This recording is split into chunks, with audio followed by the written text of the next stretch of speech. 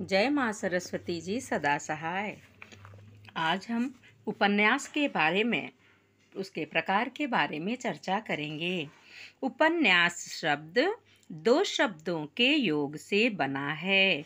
उपधन न्यास। उप का अर्थ है निकट या समीप। न्यास का अर्थ है रखना, निकट या समीप रखना। अर्थात उपन्यास उसे कहा जा सकता है जिसके माध्यम से रचयिता अपनी किसी बात को अपने पाठकों के सामने रखना चाहता है। संस्कृत के लक्षण ग्रंथों के अनुसार अमरकोश में लिखा गया है उपन्यासः प्रसादनम, अर्थात उपन्यास का अर्थ प्रसन्न करना, आनंदित करना है। नाट्यशास्त्र में भरत मुनि आनंद देने वाले किसी अर्थ को युक्त युक्त रूप में प्रस्तुत करना उपन्यास कहते हैं। उपन्यास के दो अर्थ निश्चित हुए। पहला आनंद प्रदान करना, दूसरा किसी बात को युक्त युक्त ढंग से प्रस्तुत करना। बंगला से गृहीत शब्द उपन्यास है। डॉक्टर सुकुमार सेन के अनुसार इस शब्द का सबसे पहला प्रयोग 19वीं सदी में भूदेव मुखर्जी नामक एक बंगाली साहित्यकार ने किया था। उपन्यास अंग्रेजी में नॉवेल, मराठी में कादंबरी, संस्कृत में कथा आख्यायिका के नाम से जाना जाता है। बाबू श्याम सुंदर दास जी कहते हैं, मनुष्य के वास्तविक जीवन की काल्पनिक कथा को उपन्यास कहते हैं। मनुष्य के वास्तविक जीवन की काल्पनिक कथा को उपन्यास कहते हैं। प्रेमचंद कहते हैं, मैं उपन्यास को मानव चरित्र का चित्र मात्र समझता हूँ। मैं उपन्यास को मानव चरित्र का चित्र मात्र समझता हूँ। मानव चरित्र पर प्रकाश डालना और उसके रहस्य को खोलना ही उपन्यास का मूल तत्व होता है। उपन्यास जैसे सर्वाधिक निर्बंध साहित्य रूप के विभिन्न प्रकारों की विभाजक रेखाएं पत्थर की लकीर की तरह एकांत स्थिर नहीं हो सकती। एक प्रकार विशेष में दूसरे प्रकार की विशेषताएं सरलता से लक्षित की जा सकती हैं। फिर भी प्रवृत्तिगत प्रमुखता के आधार पर शिल्प विश्लेषण को समझने की सुविधा के लिए इन प्रकारों को आलोचित किया जा सकता है। वैसे सीधे उपन्यास के प्रमुख तत्वों उद्देश्य, कथानक, चरित्र, देशकाल की प्रधानता के आधार पर हिंदी उपन्यासों में प्रमुख प्रकार आलोचित किए जा सकते हैं, किंतु उपन्यास इतिहास के प्रचलित स्वीकृत प्रकारों से पृथक पृथक शिल्प का विश्लेषण ही अधिक उचित प्रतीत होता है। उपन्यास के कुछ प्रमुख प्रकार हैं, जैसे घटना प्रधान उपन्यास, दूसरा सामाजिक उपन्यास, तीसरा समाजवादी उपन्यास, चौथा आंचलिक उपन्यास, पांचवा ऐतिहासिक उपन्यास, छठा मनोवैज्ञानिक उपन्यास, सातवां प्रयोगात्मक उपन्यास। घटना प्रधान उपन्यास, सामाजिक उपन्यास, समाजवादी उपन्यास, आंचलिक उपन्यास, ऐतिहासिक उपन्यास, मनोवैज्ञानिक उपन्यास, प्रयोगात्मक उपन्यास। घटना प्रधान उपन्यासों को छोड़कर शेष सभी प्रकार विषय दृष्टि के आधार पर हैं, और यह ऊपरी दृष्टि से देखने पर असंगत लगता है कि जब हमें विभिन्न प्रकारों का शिल्पगत वैशिष्ट्य स्पष्ट करना है तो हम पूर्व प्रचलित ही सही विषय दृष्टि के आधार पर विभक्त प्रकारों को विवेच्य बनाएं। यह समझना आवश्यक है कि दृष्टिकोण शिल्प विधि से पृथक विषय नहीं, अपितु उसका आधारभूत सिद्धांत है। औपन्यासिक विन्यास में दृष्टिकोण तकनीक का ऐसा मूलभूत सिद्धांत है कि एक या दूसरे दृष्टिकोण को अपनाने से कथानक, चरित्र चित्रण, वातावरण, वर्णन सभी कुछ सीमा तक नियत या निर्णीत होते हैं। हेनरी जेम्स मानते हैं कि रूपाकार उस दर्जे तक विषय वस्तु है कि उसके बिना विषय वस्तु सर्वथा नहीं है। लब्बक महोदय के अनुसार भी प्रेरणा दृष्टि पर ही कार्य आधारित है और वे मानते हैं कि इसकी जानकारी के बिना कार्य का ज्ञान नहीं हो सकता। वस्तुतः रूपाकार या शिल्प विधि कोई बने बनाए सांचे नहीं होते जिनमें विषय को भर दिया जाता है, या ये विषय पर बाह्यारोपित या उससे जुड़े बलात् उपकरण नहीं, ये उसका अभिन्न अंग है। लेखक की विषय दृष्टि स्वयं में अपनी शिल्प विधि का मूल स्वरूप भी लिए आती है, वैसे ही जैसे कि नवजात शिशु का अपना रूपाकार। उसी के अनुसार हम कह सकते हैं कि विषय दृष्टि को कला रूप या उपन्यास रूप में ढालना है, में ढल जाने की प्रक्रिया को शिल्प विधि कहते हैं। घटनात्मक उपन्यास शिल्प विधि की जो विशिष्ट धारणा है वह यह है कि वह मनोरंजन हिंदी उपन्यासों के प्रारंभिक युग में, जिसमें उपन्यासकारों को हिंदी भाषा तथा उपन्यासों के पाठक भी तैयार करने थे, उन्हें मनोरंजन के लक्ष्यानुसार घटनात्मक उपन्यास लिखने पड़े और समग्रतः प्रेमचंद पूर्व युग कथा या कथानक प्रधान उपन्यासों का युग बन गया। उस युग के अनेक उपन्यासकारों के मुख पृष्ठ पर शीर्षक के साथ उपन्यास का प्रकार विशेष भी लिख दिया गया है, जिसमें घटनात्मक वर्ग बड़ा व्यापक है। इस युग के तिलस्मी, अय्यारी, जासूसी, साहसिक और अद्भुत उपन्यास इसी घटनात्मक वर्ग के हैं। किस्मत का खेल विट्ठल दास नागर का उपन्यास, दिखाने वाले या भाग्य के करिश्मे दिखाने वाले उपन्यास कितनी विचित्र एवं अप्रत्याशित घटनाओं के चमत्कार से युक्त हो सकते हैं, यह भली भांत समझा जा सकता है। उस युग के उपन्यासों के नाम हैं घटना घटा टोप गोपाल राय गहमरी, घटना चक्र रामलाल वर्मा, हत्या का रहस्य आदि। और उपन्यास की परिभाषा भी कौतूहलवाही घटना चक्र के सतत उत्सुकता प्रबुद्ध रखने के कथा विन्यास कौशल पर आश्रित है। प्रेमचंद पूर्व युग के प्रतिनिधि उपन्यासकार किशोरी लाल गोस्वामी के शब्दों में, उपन्यास की रचना उत्तरोत्तर आश्चर्यजनक एवं कुछ छिपी हुई कथा क्रमशः समाप्ति में स्फुटित हो। उपन्यास की रचना उत्तरोत्तर आश्चर्य जनक एवं कुछ छिपी हुई कथा क्रमशः समाप्ति में स्फुटित हो।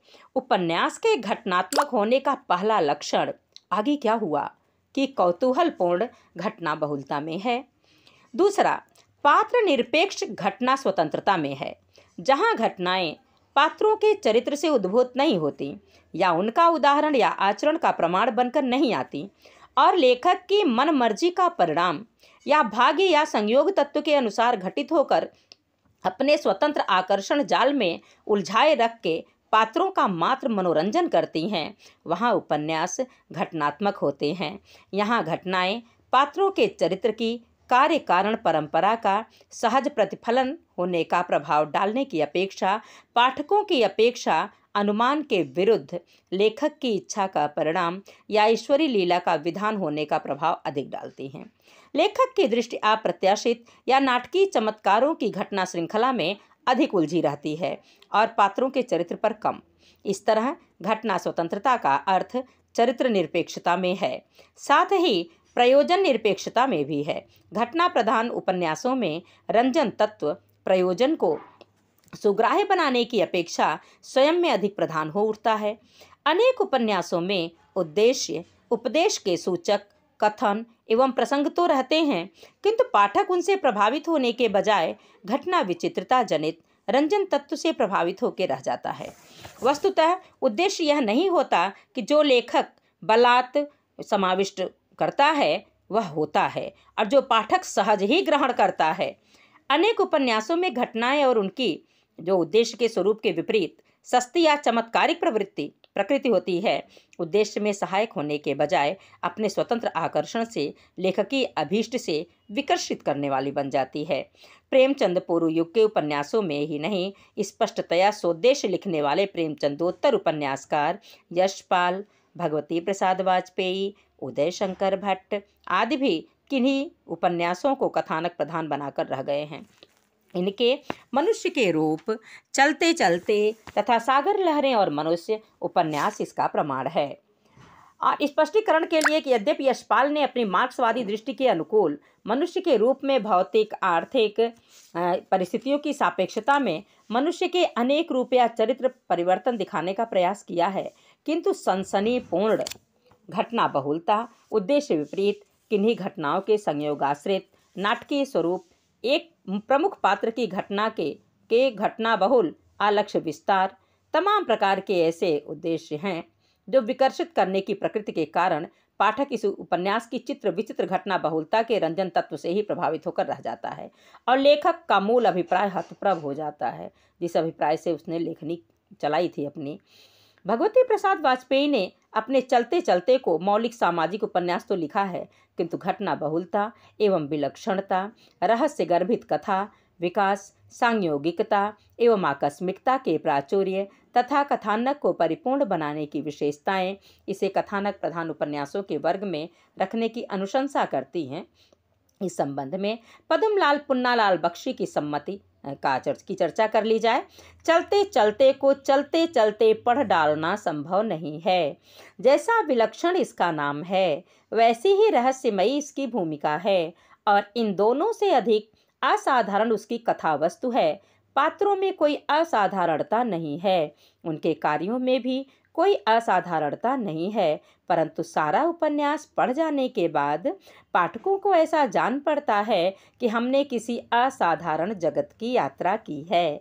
कथानक प्रधान उपन्यासों में कथा का उत्सुकतापूर्ण आरंभ, रहस्य गर्भित विषय वस्तु चयन एवं कथा विकास, बहुसूत्री कथाओं में एक सूत्र को अधूरा छोड़ दूसरे को आरंभ करने की बात, स्थान स्थान पर वासनोत्तेजक श्रृंगारिक प्रसंगों की योजना, अतिमानवीय या निर्बंध कल्पनाओं वाले रोमांस तत्वों का उपयोग, विचित्र विलक्षण या चमत्कारपूर्ण तत्वों के विनियोग आदि के उपकरण रहते हैं। मनोरंजन पर अपेक्षितया अधिक आग्रह के कारण ऐसे उपन्यासकार उद्देश्य बाह्य रंजक प्रसंगों तथा रंजक साधनों का उपयोग भी करते हैं। कथानक का अंत पात्रों के स्वाभाविक विकास का परिणाम नहीं, संयोगाश्रित या लेखक की मनमर्जी का फल या अनावश्यक नाटकीय चमत्कारों से युक्त होता है। यह स्वाभाविक उपलब्धि नहीं, आविष्कार के चमत्कार का प्रभाव उत्पन्न करता है। सामाजिक उपन्यास ऐसे उपन्यास जो सामाजिक जीवन या सामाजिक उद्देश्यों को लेकर चलते हैं, यानी व्यक्ति के अपने सुख दुख की अपेक्षा समाज की समस्याओं, व्यक्तिगत विकारों की अपेक्षा सामाजिक विकृतियों, व्यक्ति मन की अपेक्षा समाज विधान तथा व्यष्टि चेतना की अपेक्षा समष्टि चेतना के चित्रण पर अधिक दृष्टि रहती है, सामाजिक उपन्यास कहे जाते हैं। ऐसे उपन्यासों में क्योंकि समष्टि चेतना के सामाजिक ही नहीं, राजनीतिक, सांस्कृतिक आदि सभी रूपों की अभिव्यक्ति हो सकती है, इसीलिए सामान्यतः राजनीतिक उपन्यासों को भी सामाजिक के अंतर्गत लिया जा सकता है। यहाँ भी हमें सामाजिक का यही व्यापक अर्थ अभीष्ट है। एक बात और, समाज व्यक्ति से ही बनता है और व्यक्ति को भूलकर हम किसी व्यवस्था पर विचार नहीं कर सकते और इन दोनों की सहसत्ता तथा परस्पर पूरकता व्यक्ति से समाज का निर्माण होता है और समाज द्वारा व्यक्ति का पोषण होता है, बूंद और समुद्र के समान है। इसलिए यह भी उल्लेखनीय है कि सामाजिक उपन्यासों में भी व्यक्ति का विस्मरण जरूरी नहीं, बल्कि उसके समाज के साथ संघर्ष और समन्वय की समस्याओं को भली भांति अंकित करने के सफल प्रयत्न हुए हैं, जैसे गोदान और बूंद और समुद्र में। सामाजिक उपन्यासकार में मनोरंजनेतर उद्देश्य की सजगता सबलता के साथ समाजोन्मुखता की विशेषता रही है, किंतु यह उल्लेखनीय है कि वह किसी पूर्वाग्रह या मतवाद से प्रेरित या प्रवृत्त नहीं होती और फिर भी ऐसे उपन्यासकार विशिष्ट दृष्टि संपन्न हो सकते हैं। श्रीनिवास दास से लेकर प्रेमचंद, प्रसाद, कौशिक, भगवती चरण वर्मा, अश्क, अमृतलाल नागर आदि उपन्यासकार इसके प्रमाण हैं। ये किसी वाद से प्रेरित हैं तो वह है मानवतावाद। इसी अर्थ में यह समाजवादी उपन्यासों से भिन्न है। सामाजिक उपन्यासों के केंद्र में समाज, उसकी बहुविध यथार्थ परिस्थितियां तथा विविध समस्याएं आती हैं। अवश्य ही ये पात्रों के माध्यम से प्रस्तुत की जाती हैं, किंतु ऐसे पात्रों के माध्यम से जो अपने अपने विषयानुसार समाज की सामाजिक, आर्थिक, राजनीतिक, धार्मिक सांस्कृतिक परिस्थितियों की पृष्ठभूमि में ही उभर कर अपनी यथार्थता, वास्तविकता की प्रतीति कराते हैं। ऐसा ही नहीं, श्रेष्ठ सामाजिक उपन्यासकार को समस्या की सामान्यता तथा व्यापकता के लिए जहाँ वर्गीय पात्रों की सर्जना करनी होती है, वहाँ चरित्रांकन कला की श्रेष्ठता की अपनी मांग के अनुसार किन्हीं पात्रों को स्मरणीय बनाने के लिए समुचित मात्रा में उनको व्यक्तिगत विशेषताएं भी देनी पड़ती हैं, जिससे उपन्यास की समष्टि में कहीं न कहीं से निश्चित योग मिलता है। वर्गगत और व्यक्तिगत विशेषताओं का अविश्लेष्य घोल सा लिए हुए स्मरणीय पात्रों में गोदान के होरी धनिया, रंगभूमि का सूरदास, टेढ़े मेढ़े रास्ते का रामनाथ, गिरती दीवारें का चेतन, बुध और समुद्र के ताई, महिपाल, सज्जन, वनकन्या आदि का नाम लिया जा सकता है। सामाजिक उपन्यास प्रायः समस्यामूलक होते हैं। सामाजिक उपन्यासकार कुछ यथार्थ प्रयत्नों को छोड़कर प्रायः अपनी लक्ष्योन्मुखता तथा आदर्शोन्मुखता के कारण निष्कर्ष निर्धारण, समाधान बोधन तथा पात्रों, समस्याओं आदि के संबंध में अनावश्यक टीका टिप्पणियों के शिकार रहे हैं। प्रेमचंद पूर्व युग के सामाजिक उपन्यासकारों में सुधारोपदेश की प्रवृत्ति बहुत बढ़ी चढ़ी है, किंतु प्रेमचंद ने यह संयत होते हुए भी उन्होंने छूटी नहीं है उनके युग में भी। यही नहीं, कहीं कहीं खटकने और कहीं अखरने वाली बात बन गई है। इसलिए प्रेमचंद ने किन्हीं पात्रों को उपन्यास के रंगमंच से बलात् हटा दिया है और आत्महत्या कर, वैसे या मर कर, या वाणी के न्याय मंदिर में अपने सृष्टा के प्रति अभियोग चलाना पड़ा है। मानव के सुधार परिष्कार की आस्थामयी दृष्टि ने सामाजिक उपन्यासों में अनेक पात्रों के हृदय परिवर्तन करा के पात्रों को गत्यात्मक बना दिया है। यह प्रवृत्ति उनके मानवतावाद का लक्षण ही है, क्योंकि इससे किन्हीं सुसंस्कृत परिस्थितियों के संपर्क से पात्रों के भीतर की सोई हुई मानवता को जगाकर उन्हें अपने व्यक्तिगत सुख दुख स्वार्थों से ऊपर उठाकर समाज के हित में लगाने विचारने का प्रयास हुआ है। सामाजिक उपन्यासकार बहिर्मुखी रहे हैं और अपने चरित्रांकन में प्रायः व्यवहारिक मनोविज्ञान तक सीमित। समाजवादी उपन्यास में सामाजिक जीवन का चित्रण मार्क्सवादी प्रतिबद्धता और कम्युनिस्ट पार्टी से प्रेरित या प्रभावित राजनीतिक दृष्टि से किया जाता रहा है। यही समाजवादी उपन्यास कहे जाते हैं। पहले भी साहित्य में समाज को प्रभावित करने की एक मुख्य शक्ति के रूप में राजनीति का समावेश था और इसी नाते सामाजिक उपन्यासों में राजनीतिक तत्वों का भी अंतर्भाव हो जाता था। सामाजिक यथार्थवाद के रूप में इस युग को प्रभावित करने वाले अन्य दर्शनों के साथ मार्क्सवादी दर्शन का प्रभाव भी उपन्यासों पर पड़ता रहा था, किंतु अब मार्क्सवाद का सजग सचेष्ट प्रतिपादन करने वाले समाजवादी उपन्यासों के रूप में विशुद्ध राजनीतिक उपन्यासों का जन्म हुआ। इसका कारण यह है कि अन्य दर्शनों से भिन्न मार्क्सवाद प्रधानतया राजनीतिक दर्शन है। मार्क्सवादी साहित्यिक दृष्टि राजनीति और साहित्य में घनिष्ठ ही नहीं अभिन्न संबंध मानती है। तदनुसार वर्गहीन समाज के निर्माण में सहायक राजनीति या पार्टी का समर्थन साहित्यकार का दायित्व बन जाता है। प्रमाणतया समाजवादी उपन्यासों के अग्रदूत यशपाल के उपन्यासों के नामकरण पार्टी कामरेड, दादा कामरेड आदि स्वयं में अपने राजनीतिक स्वरूप एवं राजनीतिक पार्टी की घोषणा करते आए हैं।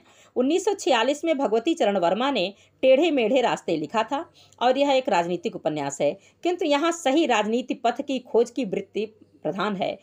1953 में इसका प्रत्युत्तर समीक्षा के रूप में ही नहीं एक उपन्यास विशेष के रूप में दिया गया और उसका नाम रखा गया रांगे राघव कृत सीधा सादा रास्ता। जहाँ टेढ़े मेढ़े रास्ते लिखा गया था, यहाँ सीधा सादा रास्ता। तात्पर्य यह है कि यहाँ मताग्रह सीधा है, सचेष्ट है, सचेतन है और इसलिए सामाजिक उपन्यास सोद्देश्य ही नहीं उद्देश्य प्रधान हो गए हैं। यही नहीं, उद्देश्यवादिता कथात्मक तटस्थता को ताक पर रखकर प्रचारण को अतिवादता से ग्रस्त हो गई है, प्रचार किया गया और इसी बात ने इनके उपन्यास शिल्प को बनाया बिगाड़ा है। वैसे सामाजिक उपन्यासों के शिल्प की विशेषताएं ही समाजवादी उपन्यासों के शिल्प में भी मिलती हैं और उनकी चर्चा छोड़ करके आगे चलें। सामाजिक उपन्यासों में उद्देश्य प्रधानता के कारण कथा का आरंभ, विकास, प्रसार, कथा, अंत सभी निर्धारित होते हैं। एक तो राजनीतिक उद्देश्य प्रधानता के कारण कथा चयन समसामयिक राजनीतिक परिप्रेक्ष्य में होता है और ये घटनाएं तत्कालीन इतिहास की प्रामाणिकता लिए हुए होती हैं। समाजवादी उपन्यासों में सर्वश्रेष्ठ विराट चित्र फलक वाले उपन्यास झूठा सच के संस्मरण के रूप में स्वयं यशपाल लिखते हैं। झूठा सच में वर्णित पारिवारिक घटनाएं और सब पात्र काल्पनिक हैं, अलबत्ता राजनैतिक घटनाओं की तिथियां और स्थान सब इतिहास है। जिन ऐतिहासिक व्यक्तियों के नाम और वक्तव्य उपन्यास में आए हैं वे सब संस्मरणों, रिपोर्टों और समाचार पत्रों से संग्रहित पूर्णतः तथ्य हैं, एकदम सत्य है। दूसरे, पात्रों तथा कथा के विकास में जीवन की दो भौतिक या मौलिक आवश्यकताओं अर्थ और काम के सूचक आर्थिक सामाजिक परिपार्श्व का हाथ रहता है और प्रायः ये दोनों राजनीतिक और सामाजिक कथांश परस्पर पूरकता में विकसित होते हैं। इन उपन्यासों की कथागत रोचकता का बहुत बड़ा कारण प्रधान पात्रों का भोजन और काम सुख के कारण निरंतर परिवर्तन, रूपांतरण तथा तज्जनित नाना मोड़ों वाली कथा का द्रुत विकास रहता है। मनुष्य के रूप नामकरण इसी का सूचक है और कथा नायिका सोमा के गत्यात्मक रूप का विधायक। काम तृप्ति के लिए श्रृंगारिक कथाएं तथा इन पर आश्रित यौनाचार के प्रसंगों के वर्णन में भी कथा रोचकता का उपकरण है। इन वर्णनों का औचित्य इस दृष्टि से है कि एक तो यौन आकर्षण जीवन का एक सहज स्वाभाविक सत्य है और उस पर आवश्यक नियंत्रण जीवन को कुंठित बनाता है। दूसरे, बुजुर्ग समाज की असंगतियों विकृतियों को प्रदर्शित करने का भी एक साधन है। फिर भी लगता है कि यौनाचार के प्रसंगों के चित्रण में समाजवादी लेखकों की अपनी रुचि खुल खेलती रही है और ये उपन्यासों के अपने अपने मूल उद्देश्यों से विकर्षित करने का कारण बन गई है। कथा रोचकता में बाधक तत्व है विचार बहुलता। समाजवादी उपन्यासों में ऐसे घटना प्रसंगों का चुनाव अधिकाधिक किया गया है जो विचारोत्तेजना का कारण बन सके। मात्र इतना ही नहीं, यह विचार चिंतन पाठक स्वयं ही करने लग जाए, बल्कि लेखक स्वयं निबंध तत्व के आश्रय से या पात्रों का द्वारा विशेष आयोजित सभाओं, गोष्ठियों, वाद विवादों के आयोजन द्वारा अपने पक्ष के व्याख्या विश्लेषण में समर्थ हो सके। विचार प्रतिपादन में अपने पक्ष के मंडन की अपेक्षा विपक्ष के खंडन की कटु आलोचनाएं अधिक मिलती हैं, जिससे पाठकों को वैचारिक एकांगिता जनित अनुदारता तथा संकीर्णता का आभास मिलने लगता है। यहाँ व्यक्ति का समाज से संघर्ष है, परंतु उससे कहीं अधिक एक वर्ग मजदूर किसान का दूसरे वर्ग मिल मालिक जमींदार से, निम्न शोषित वर्ग का उच्च शोषक वर्ग से संघर्ष प्रधान है। हिंसक क्रांति से वर्गहीन समाज के सिद्ध प्रयास तथा अनर्गल रूढ़ियों के प्रति विद्रोह भावना ने क्रांतिकारी पात्रों, क्रांतिकारी उपन्यासों को जन्म दिया, जिसकी उग्रता की भावना उपन्यासों के नामों तक में मिलती है, जैसे अंचल के चढ़ती धूप और उल्का, भैरव प्रसाद गुप्त के मशाल और जंजीरें और नया आदमी। वस्तुतः यहाँ आदमी नया अर्थ में है कि वह भाग्य भरोसे या किसी ईश्वरीय विधान से संतुष्ट होकर रहना नहीं जानता और अपना भाग्य स्वयं बनाता और कर्मण्य विद्रोह करता है। जो काम एक क्रांतिकारी बुलेट से करता है, समाजवादी उपन्यासकार वही काम अपने बुलेटिन या साहित्य से करता है। इसलिए इन उपन्यासों में हत्या, गोली कांड, अत्याचार, अपहरण, युद्ध, आंदोलन, हड़ताल आदि की घटनाओं को प्रधानता मिलती है। वर्ग संघर्ष तथा प्रेम और विवाह के भी द्वंद्वात्मक जीवन विकास के रूप में अंकित करने के कारण समाजवादी उपन्यासों में विशिष्ट पुरुष पात्रों का ही निर्माण नहीं किया, परंपरागत विवाह पद्धति को तोड़ने तथा आर्थिक आत्मनिर्भरता के प्रयत्नों में जागरूक, यही नहीं पार्टी की आतंकवादी गतिविधियों में भी अपना योगदान देने में तत्पर सामाजिक उपन्यासों में से भिन्न विशिष्ट नारी पात्रों का निर्माण किया है। चढ़ती धूप की तारा, उल्का की मंजू, पार्टी कामरेड की गीता, वरुण के बेटे की माधुरी, बीज की उषा आदि के प्रमाण हैं। समाजवादी उपन्यासों में साहित्यिकता से मंडित व्यावहारिक जनभाषा तथा संवादों की पात्रानुकूलता प्रायः सामान्य विशेषताएं हैं। सामाजिक उपन्यासों से एक तो संवादों में प्रचारण प्रवृत्ति के कारण दीर्घता बढ़ गई है, दूसरे आलोचनात्मक यथार्थपरक के कारण व्यंग्यात्मक तीक्ष्णता, भाषा में भी बोलचाल के शब्दों की वृद्धि हुई है। इसके अतिरिक्त राजनीतिक उद्देश्य के अनुरूप मार्क्सवादी शब्द योजना विशेष रूप से प्रयुक्त हुई है। आंचलिक उपन्यास सामाजिक उपन्यास को भारत के बदलते हुए नए परिप्रेक्ष्य में नए यथार्थ बोध से अंकित करने का प्रयत्न है। स्वाधीनता प्राप्ति के पश्चात प्रामाणिकता की खोज की नई शुरुआत, प्रजातंत्रात्मक दृष्टिकोण के विकास, संवेदनशीलता के विस्तार तथा यथार्थ की नई दिशाओं की तलाश ने भारत के अचिन्हे या अल्पज्ञात जनपदों की खोज खबर ली और आज के उपेक्षितों और कल के अपेक्षितों को सशक्त वाणी दी। किसको वाणी दी?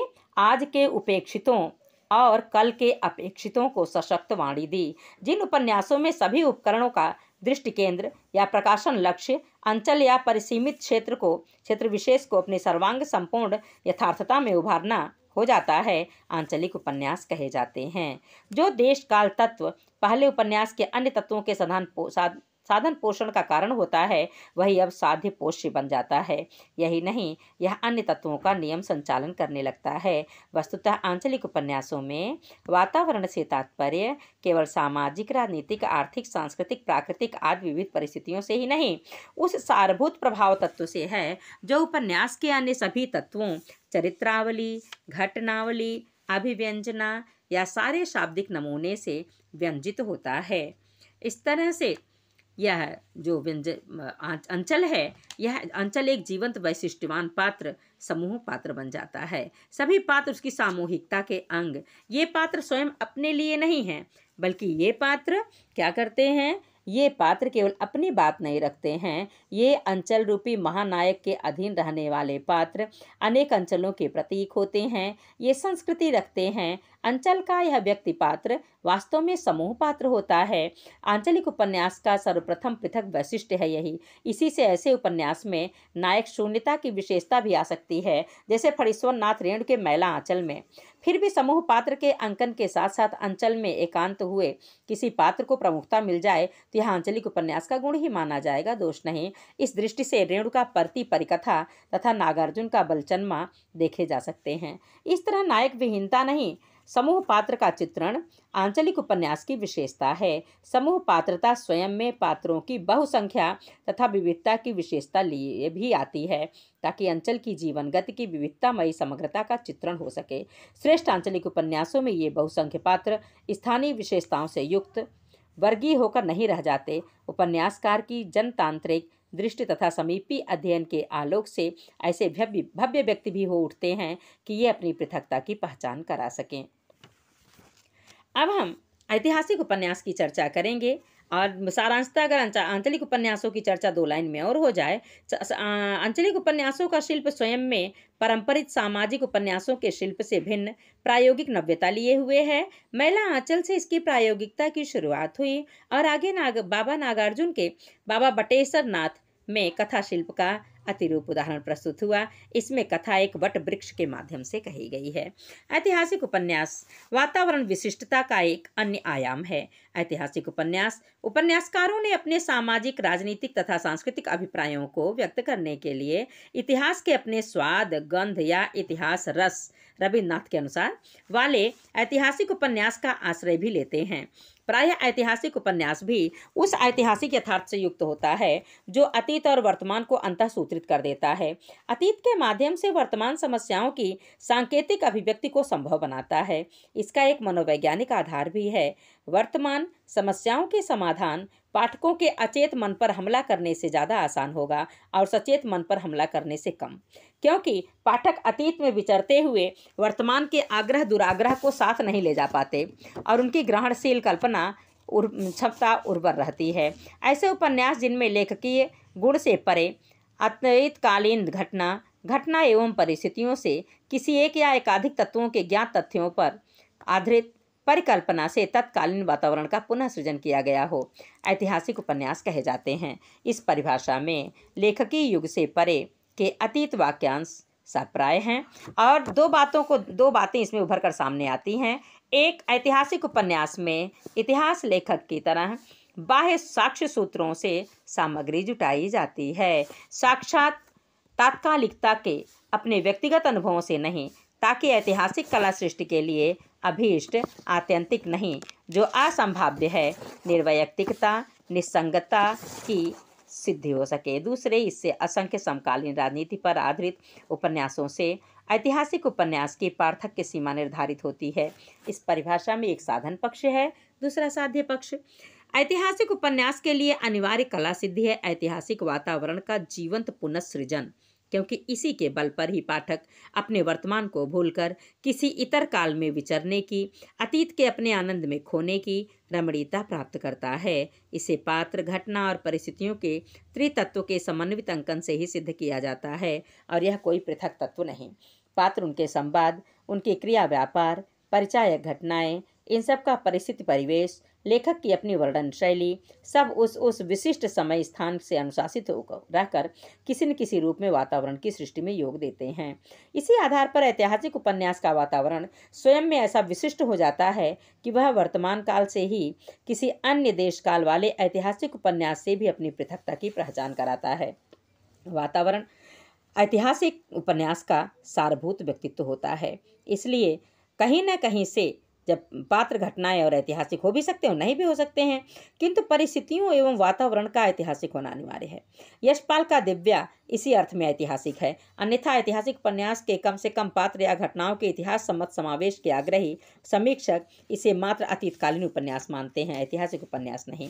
यह वातावरण तभी ऐतिहासिक हो पाएगा जब काल्पनिक तत्व, पात्र, घटनाएं भी तत्कालीन स्थान, समय की मूल भावना से नियंत्रित होंगे। यदि पात्र घटनाएं इतिहास सम्मत हुई तो वातावरण की प्रामाणिकता, संपन्नता बढ़ जाती है। इस वातावरण में गहराई लाने के लिए तथा वर्तमान युग की समस्याओं के सांकेतिक अंकन हेतु यानी ऐतिहासिक यथार्थ की रक्षा में उपन्यासकार ऐतिहासिक घटना पात्रों के साथ साथ काल्पनिक कथा पात्रों की भी सृष्टि करता है। इन काल्पनिक तत्वों के समावेश का एक महत्व लक्ष्य यह भी होता है कि उस निर्दिष्ट युग के सामान्य जनजीवन के स्पंदन भी सुनाई पड़ सकें और उपन्यास केवल इतिहास के सिद्ध प्रसिद्ध पात्रों की अपनी कथा ही बनकर न रह जाए। इस तरह विशेष को निर्विशेष या सामान्यीकृत कर देने से वातावरण वास्तव में युग प्रतिनिधि हो उठता है और इतिहास ऐतिहासिक उपन्यास बन जाता है। प्रेमचंद पूर्व युग के उपन्यासों में इतिहास है किंतु ऐतिहासिक वातावरण नहीं। इसलिए समीक्षक ऐसे उपन्यासों की समीक्षा उपन्यासों के घटनात्मक वर्ग में ही करते हैं। ऐतिहासिक उपन्यास में कल्पना समावेश की पर्याप्त गुंजाइश है, किंतु उसकी सापेक्ष स्थिति इस प्रकार स्पष्ट की जा सकती है कि इतिहास में कल्पना अनायास, ऐतिहासिक उपन्यास में नियंत्रित, समकालीन उपन्यास में स्वतंत्र और रोमांस में निर्बंध होती है। और परिभाषा में कल्पना के स्थान पर परिकल्पना का अभिप्राय प्रयोग किया गया है ताकि इतिहास और ऐतिहासिक उपन्यास की रचना प्रक्रिया के आधारभूत अंतर को व्यंजित किया जा सके। परिकल्पना का अर्थ है अपने मन में गढ़ना, रचना करना या आविष्कार करना, जो इतिहासकार नहीं उपन्यासकार करता है। तदनुसार इतिहास की गौरव विभूतियां सीधे उपन्यास के पात्र नहीं बन जाती, उन्हें उपन्यासकार के मन में पुनर्जन्म लेना पड़ता है। इतिहास की जानी मानी हस्तियां भी उपन्यास में सहज मानवीय आशा निराशाओं तथा दुख सुखमय स्पंदनों से युक्त होकर प्रतिष्ठित होती हैं। यहाँ उनका व्यक्तित्व ही नहीं चरित्र सामने आता है। यहाँ उनके अंतर्लोक का मनोविज्ञान सम्मत अनावरण विश्लेषण होता है जो इतिहास में अव्यक्त रह जाता है। इसी शिल्प की कमी के कारण वृंदावन लाल वर्मा की झांसी की रानी लक्ष्मीबाई के चरित्र में वांछित सजीवता नहीं आ पाई और शिल्प के विशेष विनियोग में अमृतलाल नागर का मानस का हंस का तुलसीदास प्रभावी न बन सका। वस्तुतः ऐतिहासिक उपन्यास का अपना शाब्दिक विधान होता है जो इतिहासकार नहीं उपन्यासकार के अपने जनक भाव का सुफल होता है। उसकी सृजनात्मक कल्पना प्रतिभा ऐतिह्य सामग्री का काट छाट कर चुनाव करती है और अपनी ओर से जोड़ती तोड़ती संवारती किन्हीं तथ्यों को की सीमाओं को परिवर्तित भी कर सकती है। इसी से इतिहास के विवरण को, वातावरण, विषय को वस्तु और व्यक्तियों को चरित्रों में उपन्यस्त कर देती है। ऐतिहासिक उपन्यास की प्रेरणा इतिहास ही नहीं भूगोल भी है। ऐतिहासिक अनौचित्य से बचने के लिए ऐतिह्य वातावरण की वास्तविकता और पात्रों को विश्वसनीय बनाने के लिए उनकी क्रीड़ाभूमि के चित्रण से बंधा हुआ है। ऐतिहासिक उपन्यासकार परिश्रम साध्य भौगोलिक विवरणों का समुचित आश्रय अवश्य ले लेता है, जिससे पाठक अभीष्ट क्षेत्र विशेष के मानस चित्र को हृदयंगम कर लेता है। इसी दृष्टि से किलों स्तंभों युद्ध क्षेत्रों आदि के बिंबात्मक शैली में मूर्तन हुए हैं या मूर्त रूपायित हुए हैं। इस दृष्टि से वृंदावन लाल वर्मा के उपन्यास द्रष्टव्य हैं। जब इतिहास की व्याख्या वर्तमान में प्रेरित वादों के आधार पर होती है तो ऐतिहासिक उपन्यासकारों में किन्हीं दृष्टियों या वादों से ऐतिहासिक उपन्यासों की रचना को भलीभांति समझा जा सकता है।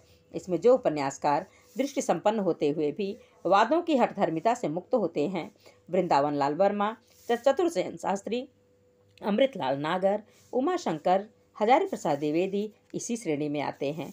ये वादों की गर्मी लिए हुए उपन्यासकारों जैसे मार्क्सवादी राहुल सांकृत्यायन और यशपाल की अपेक्षा ऐतिहासिक औचित्यों की रक्षा अधिक कर पाते हैं। ऐतिहासिक उपन्यासकार अपनी भाषा शैली से अतीत के रंग रूप को उतारने में समर्थ, अप्रचलित, असाधारण शब्दावली में वातावरण विधान करते हैं। पात्रों के प्राचीन नामों, उनके शिष्टाचार आदि के संबोधनों, वस्तुओं, स्थानों, नगरों